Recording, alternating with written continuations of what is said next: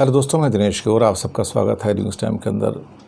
उद्धव ठाकरे ने दशहरे की रैली में मोहन भागवत, भाजपा और बीजेपी पे कड़ा निशाना साधा और बहुत सारी ऐसे बातें कही जिसने भारतीय जनता पार्टी को बुरी तरह से रैटल किया और उनको चुनौती दे दी, अगर आप पे हिम्मत है तो हमारी सरकार को महाराष्ट्र में गिरा कर दिखाओ। जमकर हमला बोला। इसमें वीर सावरकर का जो विवाद था, ड्रग्स केस, भ्रष्टाचार, सब पे उन्होंने बीजेपी को लताड़ा और साथ में प्रधानमंत्री मोदी को कई बार लताड़ा। कहा कि हर बात पे कहते हैं झोला उठा के चला जाऊंगा, आप जाएं झोला उठा के, हम नहीं जाएंगे झोला उठा के, हम यहीं रहेंगे देश की सेवा करने को।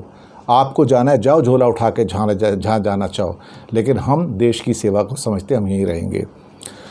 उसके बाद उन्होंने कहा है कि ना तो ये सावरकर को समझ पाए ना महात्मा गांधी को। राजनाथ सिंह ने कहा था कि गांधी जी ने सावरकर को सलाह दी थी कि अंग्रेज़ सरकार के समक्ष दया याचिका दायर करें, और ऐसी कोई बात गांधी जी ने सावरकर को कही नहीं थी कि अंग्रेज़ों के सामने इस ढंग से करे। कहता है आज वर्ल्ड की सबसे बड़ी पार्टी यानी कि बीजेपी की हालत ये है कि उसे एक किसी उपचुनाव के लिए कोई प्रत्याशी भी इंपोर्ट करना पड़ता है कि वहाँ से कॉन्टेस्ट कौन करेगा। साथ में मोहन भागवत आरएसएस के ऊपर भी उन्होंने निशाना लगाया। उन्होंने कहा आज हमारी भी रैली और आरएसएस की रैली है।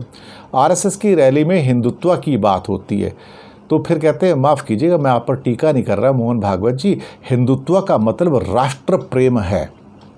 बाला साहब ने कहा कि हम पहले देशवासी हैं, उसके बाद धर्म आता है, और धर्म घर पर रखकर जब बाहर निकलते हैं तब देश हमारा धर्म होता है। हमारे रास्ते अलग हो सकते हैं।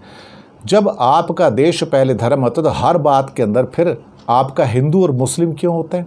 हिंदू और मुस्लिम के बिना मोहन भागवत की तो रैली पूरी नहीं होती, उसकी बात ही पूरी नहीं होती।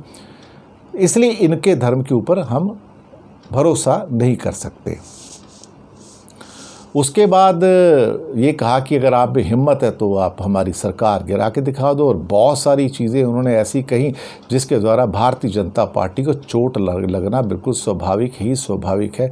और बहुत सारे पॉइंट्स उन्होंने ऐसे गिनाए हैं जिसके ऊपर भारतीय जनता पार्टी को लगी है मिर्ची कि अब हम करें तो करें क्या, अल्टीमेटली जवाब क्या दें।